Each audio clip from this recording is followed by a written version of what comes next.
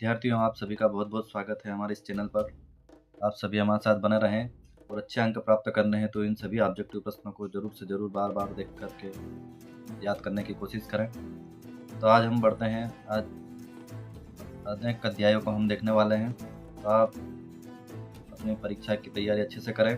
तो आज 5 अध्याय जिसमें मुद्रण संस्कृति और आधुनिक दुनिया के बारे में बताया गया है। इस पार्ट में से कुल 4 अंक आवंटित किए गए हैं। तो आइए बढ़ते हैं इसके सही विकल्प की ओर, जिसमें दे रखा है पहला सही विकल्प, यूरोप में मुद्रण कला का आविष्कार किसने किया था।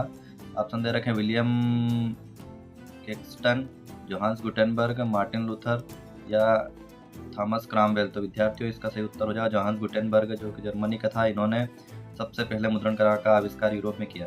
अगला प्रश्न, यूरोप में मुद्रण क्रांति ने किस आंदोलन को बल दिया। यहाँ दे रखा है पुनर्जागरण, औद्योगिक क्रांति, फ्रांसीसी क्रांति या धार्मिक सुधार आंदोलन।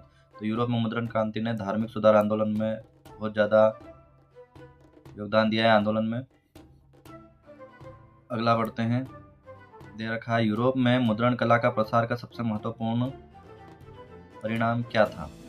अधिक किताबों का निर्माण, ज्ञान का प्रसार, धार्मिक सुधार या उपरोक्त सभी। तो ये इसका ऑप्शन उपरोक्त सभी हो जाएगा विद्यार्थियों, सभी के लिए ये जरूरी था। अधिक किताब का निर्माण करना था, ज्ञान का प्रसार करना था, धार्मिक सुधार भी करना था। भारत में मुद्रण कला का आगमन कब हुआ। भारत में सबसे पहले कब मुद्रण कला का प्रारंभ हुआ। तो ऑप्शन दे रखे 1540, 1556, 1578 और 1600। तो विद्यार्थियों, 1556 में सबसे पहले भारत में मुद्रण कला का आगमन हुआ। बढ़ते हैं अगले प्रश्न की ओर, पेनी पत्रिका का प्रकाशन किस देश में हुआ। यहाँ दे रखा है इंग्लैंड, फ्रांस, जर्मनी, अमेरिका। तो विद्यार्थियों, पेनी पत्रिका इसका प्रकाशन जो है वो प्रकाशन इंग्लैंड में हुआ। भारत में पहली छपाई मशीन किसने और कहाँ स्थापित की। तो भारत में पहली छपाई मशीन किसने स्थापित की। तो यहाँ ऑप्शन दे रखे पुर्तगालियों ने गोवा में, ब्रिटिशों ने कोलकाता में, डचों ने मद्रास में या फ्रांसीसियों ने पांडिचेरी में। भारत में सबसे पहले पुर्तगालियों ने गोवा क्षेत्र में छपाई की मशीन सबसे पहले प्रारंभ की थी। विद्यार्थियों, गुटेनबर्ग की छपाई प्रेस ने किस धार्मिक ग्रंथ को सबसे पहले छापा था। बहुत महत्वपूर्ण प्रश्न है, इसको ध्यान से समझने की कोशिश करें। गुटेनबर्ग जर्मनी का, इसने सबसे पहले किस धार्मिक ग्रंथों को छापा था। इसमें ऑप्शन दे रखे हैं बाइबिल, कुरान, वेद और गुरु ग्रंथ साहिब। तो विद्यार्थियों, इसमें सबसे पहले बाइबिल को प्रिंट किया गया था गुटेनबर्ग ने। आगे बढ़ते हैं, अगला दे रखा है एशिया में मुद्रण कला का विकास सबसे पहले किस देश में हुआ। ऑप्शन दे रखे हैं भारत, चीन, जापान, कोरिया। एशिया में मुद्रण कला का विकास सबसे पहले किस देश में हुआ। तो विद्यार्थियों, ये सबसे पहले एशिया में चीन देश में मुद्रण कला आती है। बढ़ते हैं अगले प्रश्न की ओर, जिसमें दे रखा है यूरोप में छपाई कला का विकास किस पर सबसे ज़्यादा पड़ा है। शिक्षा, राजनीति, व्यापार या धर्म। विद्यार्थियों, यूरोप में सबसे ज़्यादा इसका असर जो है वो धर्म के ऊपर पड़ा है मुद्रण कला के कारण। मुद्रण कला के विकास के साथ किस प्रकार की किताबों का प्रसार सबसे तेजी से हुआ है। ऑप्शन दे रखे हैं धार्मिक किताबें, विज्ञान की किताबें, राजनीतिक किताबें या साहित्यिक किताबें। तो विद्यार्थियों, इसका उत्तर हो जाएगा ऑप्शन अ, धार्मिक किताबें। धार्मिक किताबों का प्रसार सबसे ज़्यादा तेजी से हुआ मुद्रण कला के विकास के साथ में। अगला ऑब्जेक्टिव दे रखा है पहली छपी हुई बाइबिल को किस नाम से जाना जाता है।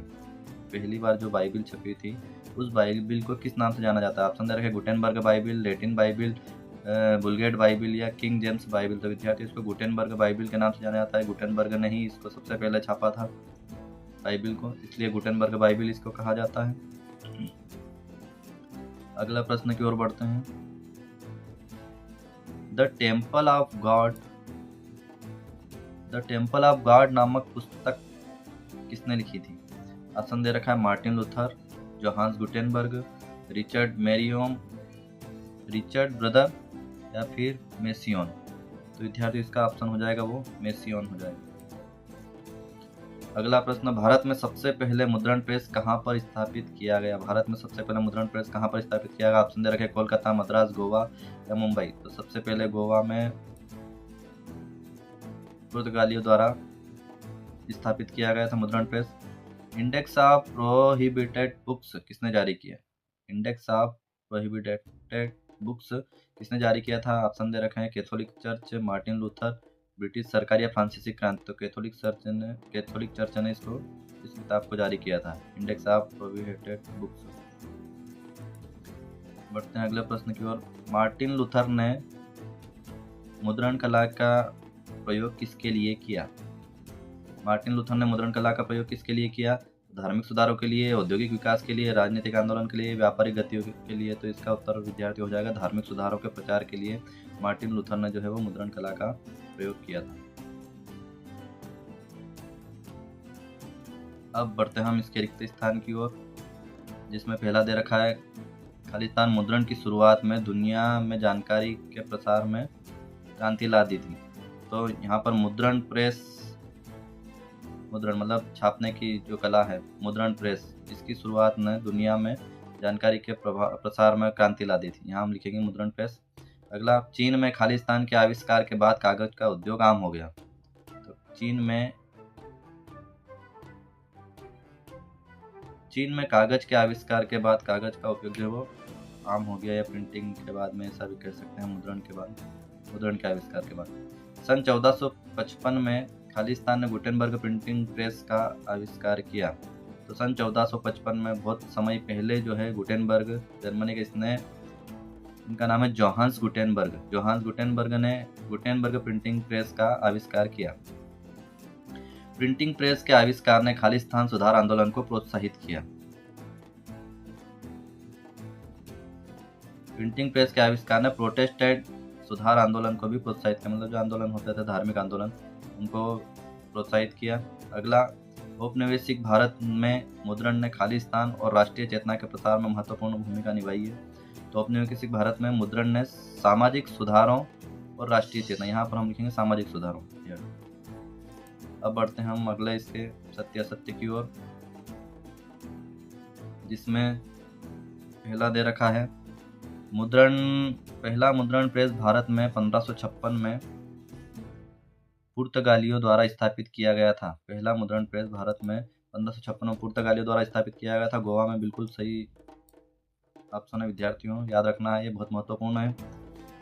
अगला, जोहान्स गुटेनबर्ग ने यूरोप में पहली बार छपाई प्रेस का आविष्कार किया था। तो बिल्कुल जोहान्स गुटेनबर्ग ने ही सबसे पहले मुद्रण प्रेस का आविष्कार किया यूरोप में। तो सबसे पहले बाइबिल पुस्तक छपी। अगला बढ़ते हैं, भारत में मुद्रण प्रेस का सबसे पहला उपयोग धार्मिक पुस्तकों को छापने के लिए नहीं किया गया था। तो ये ऑप्शन विद्यार्थियों असत्य हो जाएगा, क्योंकि धार्मिक पुस्तकों को छापने के लिए भारत में स्थापना की गई थी। यूरोप में मुद्रण क्रांति का मुख्य परिणाम केवल शिक्षा के क्षेत्र में ही देखा गया। तो ये भी बिल्कुल ऑप्शन गलत हो जाएगा विद्यार्थियों, क्योंकि धार्मिक, सामाजिक सभी क्षेत्रों में इसका परिणाम देखने को मिला।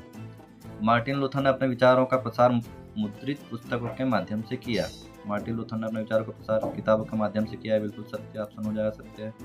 पेनी प्रेस का उपयोग यूरोप के समाचार पत्रों और पत्रिकाओं को सस्ते दरों पर वितरित करने के लिए किया गया। पेनी प्रेस का प्रयोग यूरोप में समाचार पत्रों और पत्रिकाओं को सस्ते दरों पर वितरित करने के लिए किया गया। बिल्कुल सत्य ऑप्शन हो जाएगा विद्यार्थियों। बढ़ते हैं अगले सत्य सत्य की ओर, जिसमें दे रखा है राजा राम मोहन राय ने भारत में सामाजिक सुधार आंदोलनों के प्रचार के लिए मुद्रण प्रेस का उपयोग नहीं किया। तो ये ऑप्शन गलत हो जाएगा। इन्होंने भी किताबों के लिए मुद्रण प्रेस का उपयोग किया है, अपने सामाजिक सुधारों के लिए। अगला, गुटेनबर्ग की पहली मुद्रित पुस्तक एक अंग्रेजी बाइबिल थी। तो ये भी विद्यार्थियों असत्य हो जाएगा। बाइबिल तो इन्होंने छापी थी, लेकिन वो लैटिन भाषा में बाइबिल का प्रकाशन किया गया था गुटेनबर्ग ने सबसे पहले। ये असत्य हो गया। अब बढ़ते हैं हम इसकी सही जोड़ी की ओर, जिसमें दे रखा है जोहान्स गुटेनबर्ग 1556, चीन, केसरी पत्रिका, राजा Ram Mohan Roy, index of prohibited books, या पेनी प्रेस। तो विद्यार्थियों अभी हमने देखा है जोहान्स गुटेनबर्ग पहला मुद्रित बाइबिल इन्होंने प्रेस किया, प्रिंटिंग किया। फिर 1556 में गोवा में पहला मुद्रण प्रेस भारत में सबसे पहले खोला गया पुर्तगालियों द्वारा। साथ ही चीन में जो है लकड़ी के ब्लॉकों के द्वारा छपाई इसकी विशेषता थी। साथ ही केसरी पत्रिका, ये जो है बाल गंगाधर द्वारा मुद्रित की गई पुस्तक। राजा राम मोहन राय, ये जो थे वो धार्मिक सुधारों के प्रचारक थे, राजा Ram Mohan Roy. Index of prohibited पुस्तक, इंडेक्सेस ऑफ प्रोहिबिटेड पुस्तक, तो ये कैथोलिक चर्च द्वारा जारी की गई प्रतिबंधित पुस्तकों की सूची है। पेनी प्रेस जो है वो प्रोटेस्टेंट सुधार आंदोलन है। पेनी प्रेस इसमें योगदान दिया इसने। आगे बढ़ते हैं, इसके एक शब्द या एक वाक्य में उत्तर की ओर, जिसमें पहला प्रश्न दे रखा है, भारत मुद्रण की तकनीक सबसे पहले किस देश में विकसित हुई? मुद्रण की तकनीक जो है सबसे पहले विद्यार्थियों चीन में विकसित हुई। भारत में प्रेस का जनक किसे कहा जाता है? भारत में प्रेस का जनक जेम्स ऑगस्टस हिक्की को कहा जाता है। James Augustus Hickey. संवाद कौमुदी नामक पुस्तक का प्रकाशन किसने शुरू किया था? संवाद कौमुदी नामक पुस्तक का प्रकाशन जो है वो राजा राम मोहन राय ने किया गया था।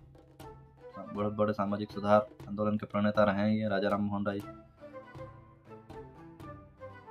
अगला, गीत गोविंद की रचना किसने की? तो गीत गोविंद की रचना जो है विद्यार्थियों जयदेव के द्वारा की गई थी। जयदेव के द्वारा। बढ़ते हैं अगले प्रश्न की ओर। यहाँ पर इसके बहुविकल्पीय इस पाठ प्रश्न के पूरे होते हैं। अब हम चलते हैं अगले पाठ की ओर। विद्यार्थियों आप ध्यान से समझ। तो विद्यार्थियों अब हम देखते हैं अध्याय 3 इसका भूमंडलीकृत विश्व का बनना, जिसमें से 3 अंक आवंटित किए गए हैं। तो चलिए चलते हैं इसके सही विकल्प की ओर। वैश्वीकरण आज मुख्य रूप से संदर्भित करता है, जिसमें ऑप्शन दे रखे हैं, व्यापार काम की तलाश में लोगों का प्रयास, पूंजी का संचालन, एक आर्थिक प्रणाली जो पिछले 50 वर्षों में उभरी है, वैश्विक समाजों के बीच सांस्कृतिक संबंध। तो इसका ऑप्शन हो जाएगा एक आर्थिक प्रणाली है जो पिछले 50 सालों में उभरी है विद्यार्थियों, इसको वैश्वीकरण कहा गया है। अगला, 3000 ईसा पूर्व सिंधु घाटी की सभ्यता के व्यापारिक संबंध थे पश्चिम एशिया से, पूर्वी एशिया से, मध्य एशिया से या यूरोप से। तो ये पश्चिमी एशिया से इसके संबंध थे। 3000 ईसा पूर्व सिंधु घाटी की सभ्यता। बढ़ते हैं इसके अगले प्रश्न की ओर, जिसमें दे रखा है, मुद्रा के रूप में इस्तेमाल की जाने वाली कोड़ियों को किस स्थान से प्राप्त किया जाता था? मुद्रा के रूप में पहले जो बहुत पुराने समय में कोड़ियाँ चलती थी, तो वो कोड़ियों को किस जगह से प्राप्त किया जाता? ऑप्शन दे रखे, मालदीव, श्रीलंका, चीन या पूर्वी अफ्रीका। तो इसको जो है वो मालदीव से प्राप्त किया जाता था कोड़ियों को। बीमारी फैलाने वाले कीटाणुओं का दूर दूर तक पहुंचने का इतिहास कब तक का ज्ञात है? बीमारी फैलाने वाले कीटाणुओं का दूर दूर तक पहुंचने का इतिहास कब तक का ज्ञात है? ऑप्शन दे रखे, 5वीं सदी, 7वीं सदी, 13वीं सदी या 21वीं सदी। तो 7वीं सदी तक का इतिहास इनका ज्ञात है विद्यार्थियों। एशिया को यूरोप और अफ्रीका से जोड़ने वाले प्राचीन मार्गों को क्या कहते हैं? एशिया को यूरोप और अफ्रीका से जो व्यापार चलता था पहले, तो उस मार्गों को क्या नाम दिया जाता था, क्या दिया गया? बहुत महत्वपूर्ण प्रश्न है। ऑप्शन दे रखे, महाद्वीपीय मार्ग, रेशम मार्ग, यूरेशियन मार्ग या चीनी महामार्ग। तो इसको रेशम मार्ग कहा जाता था, सिल्क रूट भी कहा जाता है इसको, रेशम मार्ग या सिल्क रूट। याद रखिएगा, बहुत महत्वपूर्ण प्रश्न है। अगला, रेशम मार्ग में किस देश का रेशम का व्यापार होता था? किस देश के रेशम का व्यापार होता था? ऑप्शन दे रखे हैं, चीन, जावा, भारत या जापान। तो चीन का रेशम का व्यापार होता था। अगला प्रश्न दे रखा है, रेशम मार्ग का अस्तित्व कब से कब तक रहा? तो यहाँ दे रखा है, ईसा पूर्व से 15वीं सदी तक, 7वीं सदी से 16वीं सदी तक, 19वीं सदी तक या 20वीं सदी तक। तो विद्यार्थियों ईसा पूर्व 15वीं सदी तक इसका जो है वो अस्तित्व रहा है। तो अगला प्रश्न दे रखा है, नूडल्स पर आधारित पश्चिमी झटपट तैयार होने वाला खाद्य पदार्थ है। नूडल्स पर आधारित जो है कौन सा पदार्थ है जो झटपट तैयार होता है? इसमें ऑप्शन दे रखा है, पास्ता, सत्तू, स्पेगेटी या सिवैया। तो स्पेगेटी जो है वो नूडल जैसा ही रहता है। अगला प्रश्न, आलू, सोया, मूंगफली, मक्का, मटर, मिर्च, शकरकंद आदि मूलतः कहाँ पाए जाते हैं? ऑप्शन दे रखा है, यूरोप, अमेरिका, अफ्रीका, ऑस्ट्रेलिया। तो ये जो है विद्यार्थियों अमेरिका में सब पाए जाते हैं, आलू, सोया, मूंगफली, मक्का, टमाटर, मिर्च, शकरकंद।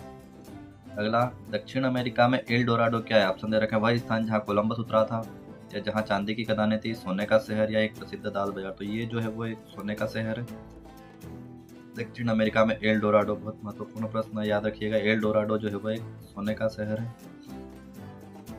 अगला प्रश्न दे रखा है, पेरू और मेक्सिको क्यों प्रसिद्ध है? ऑप्शन दे रखे हैं, कीमती धातु की खदानों के लिए, दास व्यापार के लिए, कृषि उत्पादन के लिए या विदेशी व्यापार के लिए। कीमती धातु के खदानों के लिए जो है पेरू और मेक्सिको बहुत ज़्यादा प्रसिद्ध है। इसी महाद्वीप के देशों का बंटवारा किस सम्मेलन में हुआ? वियना सम्मेलन, बर्लिन सम्मेलन, फ्रैंकफर्ट सम्मेलन या वाशिंगटन सम्मेलन। तो ये जो है वियना सम्मेलन नहीं, बर्लिन सम्मेलन में अफ्रीकी महाद्वीप के देशों का बंटवारा हुआ। गिरमिटिया मजदूरी व्यवस्था को कब समाप्त किया गया? ऑप्शन दे रखा है, 1857 में, 1921 में, 1942 में या 1947 में। तो ये गिरमिटिया मजदूर व्यवस्था जो है वो 1921 में जाकर के समाप्त हुई। अगला प्रश्न, द्वितीय विश्व युद्ध के दौरान निम्नलिखित देशों में से किसे धुरी शक्ति माना गई है? जब द्वितीय विश्व युद्ध हुआ तब एक तरफ धुरी राष्ट्र कहे गए और एक तरफ जो थे वो मित्र राष्ट्र कहे गए। तो धुरी राष्ट्र इनमें से किसको कहा गया है? ऑप्शन दे रखा है नाज़ी जर्मन, जापान, इटली, ब वाले में दे रखा है ब्रिटेन, जर्मनी, रूस, स वाले में दे रखा है फ्रांस, जर्मनी, इटली, और चौथे में दे रखा है ब्रिटेन, फ्रांस, रूस और अमेरिका। तो धुरी शक्तियाँ जिनको नाज़ी जर्मनी, जापान और इटली, ये जो है वो धुरी शक्तियों के रूप में प्रकट हुए। अगला प्रश्न, इनमें से मित्र राष्ट्र कौन थे? इनमें से मित्र राष्ट्र कौन थे? जर्मनी, इटली, जापान, ब में दे रखा है ब्रिटेन, फ्रांस, रूस, स में दे रखा है फ्रांस, जापान, इटली, और द में जापान, जर्मनी, तुर्की। तो यहाँ पर इसका ऑप्शन हो जाएगा ब्रिटेन, फ्रांस और रूस, ये जो है मित्र राष्ट्र थे।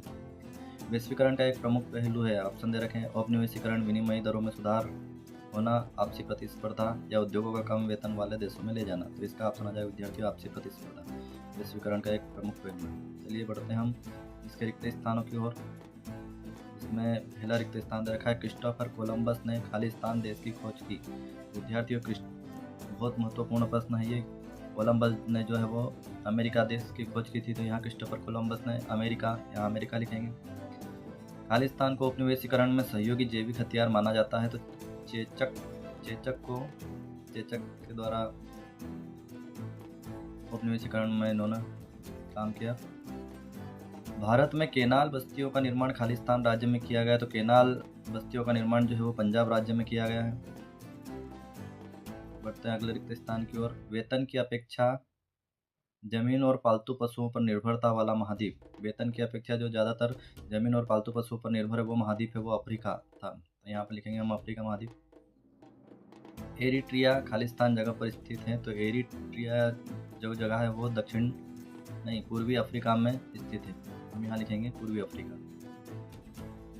अफ्रीका के पूर्व में खालिस्तान महासागर स्थित है। तो अफ्रीका के पूर्व में अटलांटिक महासागर स्थित है, यहाँ लिख लेंगे हम अटलांटिक। आगे बढ़ते हैं इसके सत्य की ओर। पहला दे रखा है 70 के दशक में एशियाई देशों में बेरोजगारी बढ़ने लगी, बिल्कुल सत्य। अगला 50 और 60 के दशक में बहुराष्ट्रीय कंपनियों का विश्वव्यापी प्रसार हुआ, बिल्कुल ये भी सत्य है। अगला प्रथम विश्व युद्ध को द्वितीय आधुनिक विश्व युद्ध भी कहा जाता है। तो ये ऑप्शन यहाँ पर गलत हो जाएगा।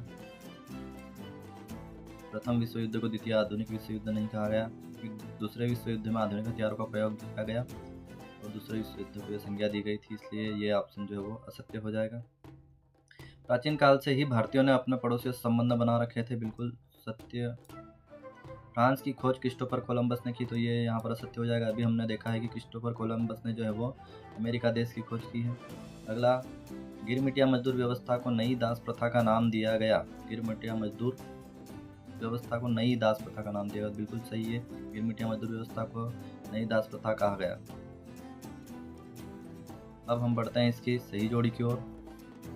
यहाँ पर क्रिस्टोफर कोलंबस दे रखा है, राम नरेश सरवन दे रखा है, हेनरी मार्टन स्टैनली दे रखा है, स्मिथफील्ड दे रखा है, जॉन मिनार्ड किन्स और माउंट वाशिंगटन होटल। यहाँ पर क्रिस्टोफर कोलंबस में अभी हमने देखा है विद्यार्थियों, क्रिस्टोफर कोलंबस ने जो है वो अमेरिका की खोज जो है वो इसने की थी। किसने? क्रिस्टोफर कोलंबस ने। राम नरेश सरवन जो है गिरमिटिया मजदूर के वंशज हैं। हेनरी मार्टन स्टैनली जो है वो अमेरिकी अन्वेषण करता है। स्मिथफील्ड एक जो है लंदन का पशु बाजार है। जॉन मिनार्ड किन्स जो है एक अर्थशास्त्री विद्यार्थी, और माउंट वाशिंगटन होटल जो है वो ब्रेडन वुडसन। इस प्रकार से सही जोड़ी हम यहाँ पर सही से उत्तर लिख लेंगे।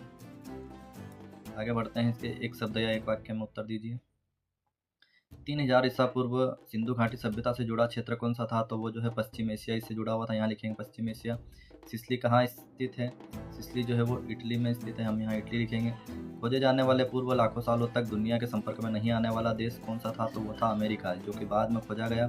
कई सालों तक ये बाकी दुनिया से अलग रहा, इसको हम याद रखेंगे। बहुत साल बाद अमेरिका का पता चला, जिसकी खोज क्रिस्टोफर कोलंबस ने की थी। अगला, अमेरिका को सबसे पहले किन यूरोपीय देशों ने अपना उपनिवेश बनाया? तो यहाँ पे लिखेंगे पुर्तगाल और स्पेन। पुर्तगाल और स्पेनी देशों ने इसको उपनिवेश बनाया था अमेरिका को। अगला, उत्तरी अमेरिका, दक्षिणी अमेरिका और कैरेबियन द्वीप समूह मिलकर के क्या कहलाए? तो उत्तरी अमेरिका, दक्षिणी अमेरिका और कैरेबियाई द्वीप ये मिलकर के अमेरिका कहलाए, तो वो अमेरिका देश बना यहाँ पर। अंतर्राष्ट्रीय आर्थिक विनिमय के 3 प्रमुख प्रवाह कौन से हैं? तो अंतर्राष्ट्रीय आर्थिक विनिमय के 3 प्रमुख प्रवाह, जिसमें वस्तु प्रवाह, श्रम प्रवाह और पूंजी प्रवाह, ये 3 प्रकार के प्रवाह आते हैं। अगला, 1860 के दशक में किन भारतीयों ने दुनिया भर के बंदरगाहों पर अपने एम्पोरियम खोले? तो ये यहाँ पर लिखेंगे हम, हैदराबादी सिंधी व्यापारी, इन्होंने दुनिया भर के बंदरगाहों में अपने एम्पोरियम खोले।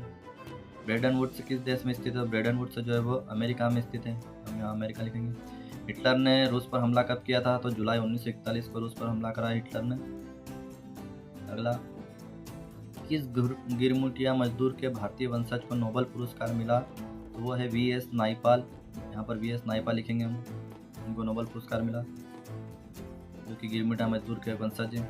मुद्रा के एक प्रारंभिक रूप का नाम बताइए। तो मुद्रा का एक प्रारंभिक शुरुआती जो रूप था वो था कोड़ी के रूप में, हमने देखा है, तो यहाँ लिखेंगे हम कोड़ी। भूमंडलीकरण की शुरुआत किस वर्ष में हुई? तो 1990 के दशक में भूमंडलीकरण की शुरुआत हुई। 1990 का जो दशक था उसमें भूमंडलीकरण शुरू हुआ। अगला, गिरमिटिया किसे कहा जाता है? तो गिरमिटिया जो है वो अनुबंधित मजदूरों को गिरमिटिया कहा जाता है। कई प्रकार की शर्तें लगी होती है। प्राचीन काल में किस स्थल मार्ग से एशिया और यूरोप का व्यापार होता था? तो हमने कुछ समय पहले देखा अभी कि रेशम मार्ग इसको कहा जाता था, रेशम मार्ग या सिल्क रूट, जिससे एशिया और यूरोप का व्यापार होता था।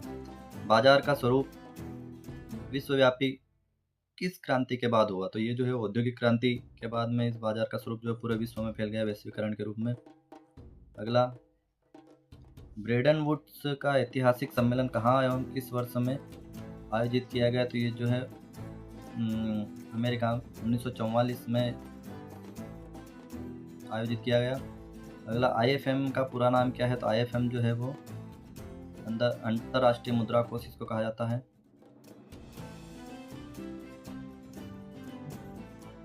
नहर कॉलोनी क्या थी? नहर कॉलोनियाँ क्या थी? ये नहर कॉलोनियाँ जो है वो सिंचित क्षेत्र था, सिंचित क्षेत्र को नहर कॉलोनियाँ कहा गया।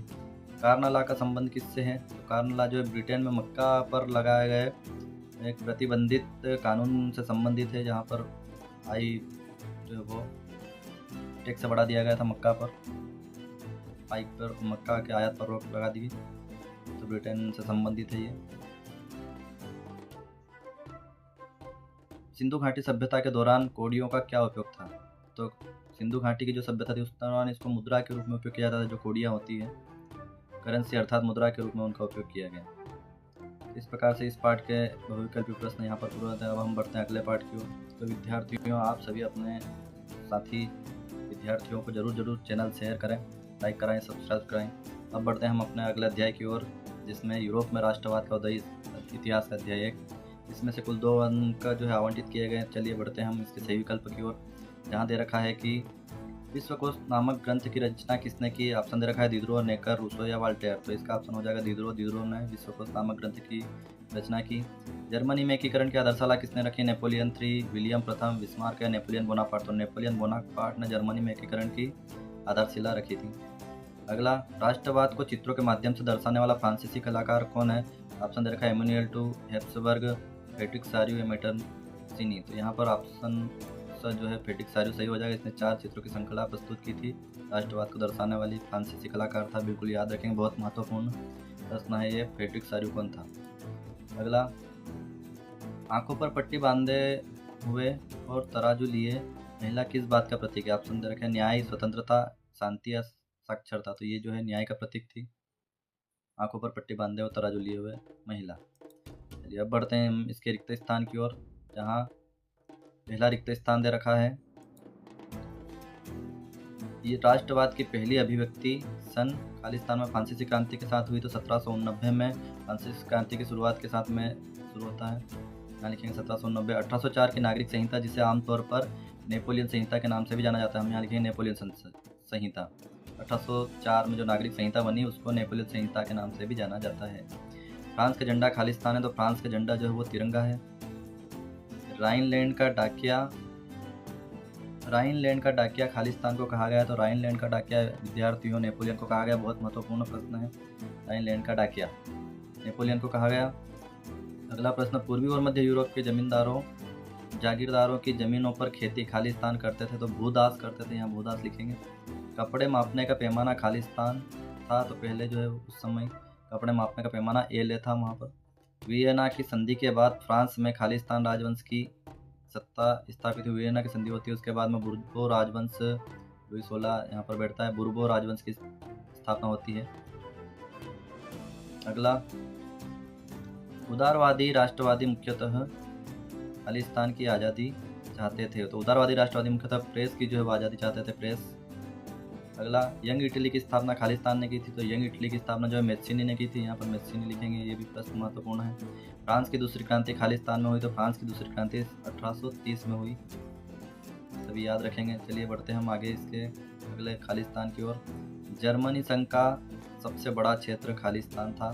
जर्मनी संघ का सबसे बड़ा क्षेत्र जो है वो प्रसा था। अगला, फ्रैंकफर्ट संसद का आयोजन खालिस्तान में हुआ। तो फ्रैंकफर्ट संसद का आयोजन जो है वो सेंट पॉल चर्च में हुआ। यहाँ पर हम लिखेंगे सेंट पॉल चर्च। आगे बढ़ते हैं विद्यार्थियों, सत्य असत्य, जिसमें दे रखा है वियना सम्मेलन की मेजबानी ऑस्ट्रेलिया के चांसलर मेटरनिख ने की थी। बिल्कुल सही जवाब है, मेटरनिख ने की थी वियना सम्मेलन की मेजबानी। अगला, 1804 की नागरिक संहिता को आमतौर पर हिटलर की संहिता के नाम से जानते हैं। तो ये जो है वो ऑप्शन असत्य हो जाएगा विद्यार्थियों। अभी हमने देखा है कि जो 1804 की नागरिक संहिता थी उसको नेपोलियन संहिता के नाम से जाना जाता है, ना कि हिटलर की संहिता से। याद रखेंगे, बहुत महत्वपूर्ण प्रश्न है।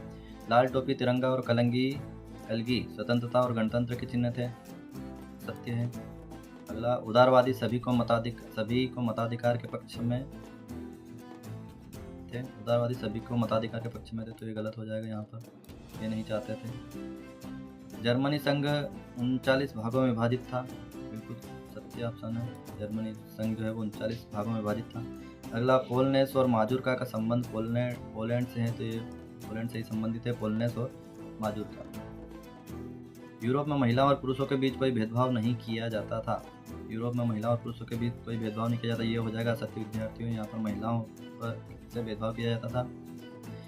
केसर विलियम प्रथम जर्मन का राजा था। केसर विलियम प्रथम जर्मनी का पहला राजा था, तो ये ऑप्शन जो है वो सही हो जाएगा। अगला, ला टालिया विक्टर एम्यूनुएल की पत्नी थी। तो विक्टर एम्यूनुएल की पत्नी ला टालिया नहीं थी विद्यार्थियों, ये एक उनकी विचारधारा थी जिसको लोगों ने समझ लिया था कि इनकी पत्नी है शायद, कन्फ्यूज़न में, लेकिन ये यहाँ पर असत्य हो जाएगा। इटली के एकीकरण में अंतिम बाधा रोम था, तो बिल्कुल सत्य है, इटली के एकीकरण में अंतिम बाधा जो है वो रोम था। आगे बढ़ते हैं हम इसकी जोड़ी की ओर, जिसमें दे रखा है Johann Gottfried, Karol Kurpinski, Eugene Delacroix, Garibaldi, Bismarck, Lord Byron. तो योहान ग्राटफील्ड को जो है जर्मनी से संबंधित, उसके बाद में कैरोल कुर्सिपिकी पोलैंड से संबंधित है, यूजिन डेलाक्रोवा ये जो है वो फ्रांस से संबंधित है, उसके बाद में गैरिबाल्डी ये इटली से संबंधित है, बिस्मार्क जो है वो ये इंग्लैंड से संबंधित है, और लॉर्ड बिस्मार्क जो है वो प्रसा से संबंधित है, और लॉर्ड बायरन जो है वो इंग्लैंड से संबंधित है। हम इसको इंग्लैंड से मिला देंगे। इस प्रकार से जोड़ी हम सही यहाँ पर लिख लेंगे। आगे अगली जोड़ी की ओर बढ़ते हैं, जिसमें दे रखा है नेपोलियन की पराजय, वियना संधि का सदस्य नहीं, जूसेप्पे गैरिबाल्डी, रक्त और लोह की नीति, मारियान की प्रतिमाएं। तो नेपोलियन की हार जो है वो 1815 के वाटरलू के युद्ध में होती है। वियना संधि का सदस्य नहीं, तो यहाँ पर अमेरिका जो है वो वियना संधि का सदस्य नहीं है। जूसेप्पे गैरिबाल्डी जो है वो एक नाविक थे। रक्त और लोह की नीति जो है वो बिस्मार्क, मारियान की प्रतिमाएं जो वो राष्ट्रीय प्रतीक थी। इस प्रकार से ये जोड़ी यहाँ पर हम पूरी कर लेंगे। बढ़ते हैं अगले, एक शब्द या एक वाक्य में उत्तर दीजिए। यहाँ पर पहला प्रश्न दे रखा है, ऐसी सरकार या शासन व्यवस्था जिसकी सत्ता पर किसी प्रकार का कोई अंकुश नहीं होता वो क्या कहलाती है? ऐसी सरकार या शासन व्यवस्था जिसकी सत्ता पर किसी प्रकार का कोई अंकुश नहीं होता वो क्या कहलाती है? तो वो निरंकुशवाद कहलाता है विद्यार्थियों। निरंकुशवाद लिखना है हमको। अगला, नृजातीय से क्या सही है? नृजातीय से क्या सही है? तो नृजातीय ऐसा समूह होता है जहाँ लोग जो है अपने आप को समूह के लोगों से समान अपने समूह के लोगों से समान समझ तथा दूसरों से जो है वो अलग अपनी प्रथा, भाषा, पुरखे, इतिहास, समाज, संस्कृति, धर्म आदि की भिन्नता के कारण समझते हैं। इसको नृ जाति कहते हैं। अगला दे रखा है कल्पनादर्श या यूटोपिया क्या है। कल्पनादर्श या यूटोपिया क्या है, तो एक ऐसे समाज की कल्पना है ये जो इतना आदर्श है कि उसका साकार होना लगभग असंभव है, नामुमकिन है। कल्पनादर्श ऐसे समाज की कल्पना है कि वो इतना आदर्श है कि उसका साकार होना लगभग असंभव है। ये होता है कल्पनादर्श या यूटोपिया कहा जाता है। रूपक से क्या तात्पर्य है, तो रूपक से क्या तात्पर्य है, रूपक से क्या तात्पर्य यहाँ हम लिखेंगे कि जब किसी अमूर्त विचार जैसे स्वतंत्रता, मुक्ति, ईर्ष्या, लालच आदि को किसी व्यक्ति या किसी चीज़ द्वारा इंगित किया जाता है तो उसे रूपक कहा जाता है। हम यहाँ पर ये रूपक की परिभाषा लिखेंगे। अगला फ्रेडरिक शार्प कौन था, ये एक फ्रांसीसी कलाकार था जिसने 1848 में 4 चित्रों की एक श्रृंखला चित्र के माध्यम से प्रेस की थी, जिसमें गणतंत्र, स्वतंत्रता, ज्ञानोदयी राष्ट्र आदि के आदर्श को इसने प्रस्तुत किया अपने 4 चित्रों में।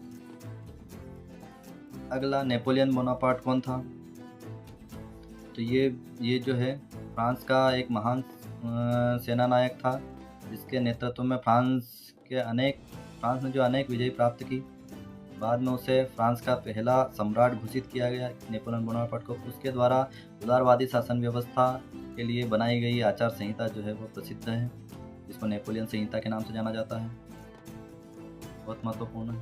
अगला काउंट कैमिलो दे काबूर कौन था। काउंट कैमिलो दे काबूर कौन था, तो ये इटली के सार्डिनिया पिडमांड राज्य का मंत्री प्रमुख था जिसने इटली के प्रशिक्षुओं को एकत्रित करने वाले आंदोलन का नेतृत्व किया। अगला जोसेपी मैत्सिनी कौन था, तो ये जो है इटली का एक महान क्रांतिकारी था जोसेपी मैत्सिनी। अगला यंग इटली की स्थापना किसने की। तो यंग इटली का एक गुप्त क्रांतिकारी संगठन था। इसकी स्थापना जो है वो 1830 ईस्वी के दशक में जूसेपी मैत्सिनी ने एकीकृत इटली के विचारों को प्रसारित करने के लिए की थी। यंग इटली की स्थापना जूसेपी मैत्सिनी ने की थी। अगला बैंक ऑफ फ्रांस की स्थापना किसने की, तो बैंक ऑफ फ्रांस की स्थापना नेपोलियन बोनापार्ट ने की थी। विद्यार्थियों, बैंक ऑफ फ्रांस की स्थापना नेपोलियन बोनापार्ट ने। वियना सम्मेलन की मेजबानी किसने की थी, तो वियना सम्मेलन की जो मेजबानी जो है वो ऑस्ट्रिया के चांसलर डुके मेटरनिख ने की थी। डुक मेटरनिख। अगला काला, लाल और सुनहरा झंडा किस देश का था। काला, लाल और सुनहरा झंडा किस देश का था, तो ये जो है जर्मनी देश का था। इटली का एकीकरण कब हुआ, यहाँ लिखेंगे हम 1861 में इटली का एकीकरण हुआ। जर्मनी का एकीकरण कब हुआ, तो जर्मनी का एकीकरण जो है वो 1871 में होता है।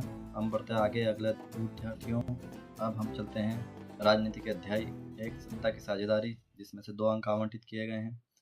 चलिए बढ़ते हैं इसके सही विकल्प की ओर, जिसमें पहला दे रखा है निम्नलिखित में से कौन सा तत्व बेल्जियम मॉडल में शामिल नहीं है। तो ऑप्शन दे रखे हैं डच और फ्रेंच भाषी मंत्री सरकार में समान होंगे, ये तो सही था। केंद्र सरकार कई शक्तियाँ राज्य सरकारों को दी गई है, ये भी सही है। ब्रुसेल्स में एक अलग सरकार है जिसमें दोनों समुदाय का प्रतिनिधित्व समान है, ये भी सही है। एक सामुदायिक सरकार है जिसके पास प्रशासन की विशेष शक्तियाँ हैं, तो ये यहाँ पर अलग है, ये बेल्जियम मॉडल में शामिल नहीं है। अगला दे रखा है निम्नलिखित में गलत विकल्प चुनिए। बेल्जियम उत्तरी अमेरिका में एक बड़ा देश है। इसकी सीमाएं फ्रांस, नीदरलैंड, जर्मनी और लक्समबर्ग से लगती है, तो बेल्जियम की सीमाएं फ्रांस, नीदरलैंड, जर्मनी और लक्समबर्ग से लगती है।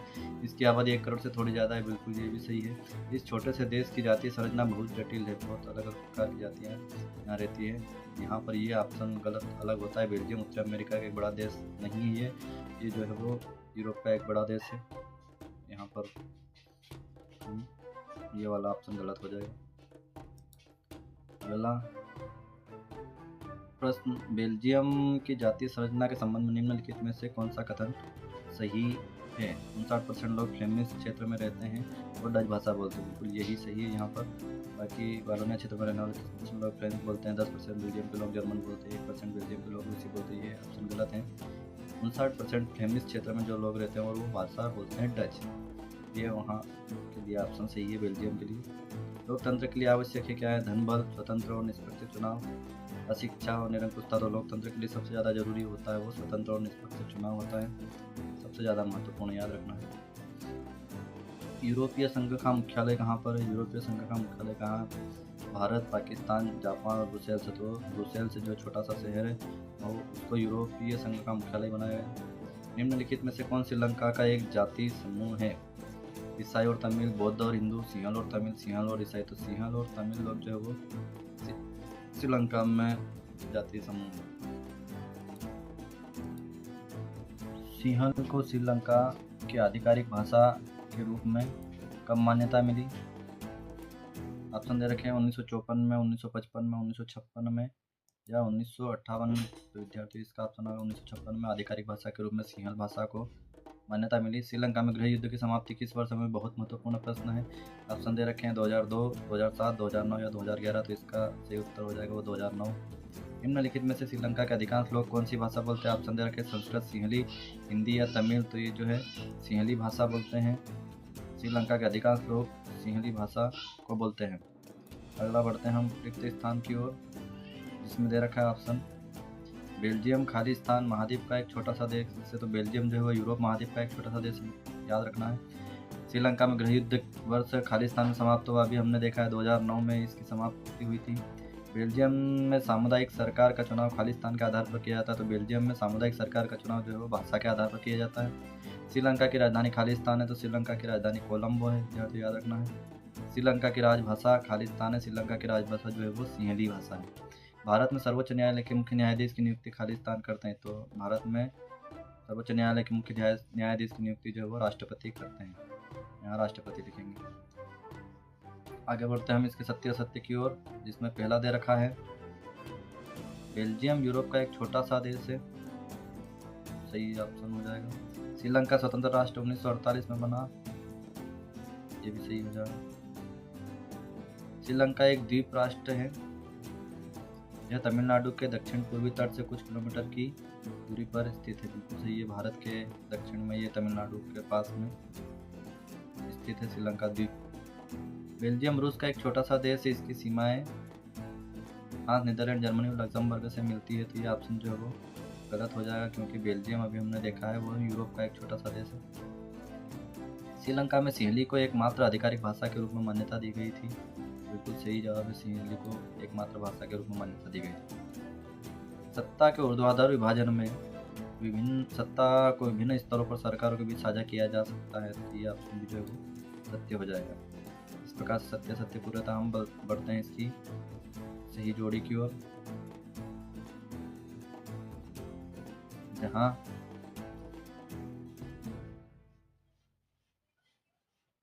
ऑप्शन दे रखे हैं श्रीलंका स्वतंत्र राष्ट्र बना, सामुदायिक सरकार, बेल्जियम में बोली जाने वाली भाषा, श्रीलंका में गृह युद्ध का अंत, सत्ता का बंटवारा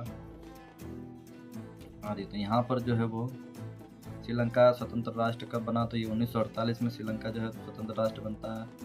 हमको यहाँ पर उसको मिला लेना है। सामुदायिक सरकार जो है वो बेल्जियम में थी। बेल्जियम में बोली जाने वाली भाषा जो है वो फ्रेंच और डच। श्रीलंका में गृह युद्ध का अंत जो है वो सन 2009 में होता है। अगला सत्ता का बंटवारा जो है विधायिका, कार्यपालिका और न्यायपालिका के बीच में होता है। सर सामने होता है।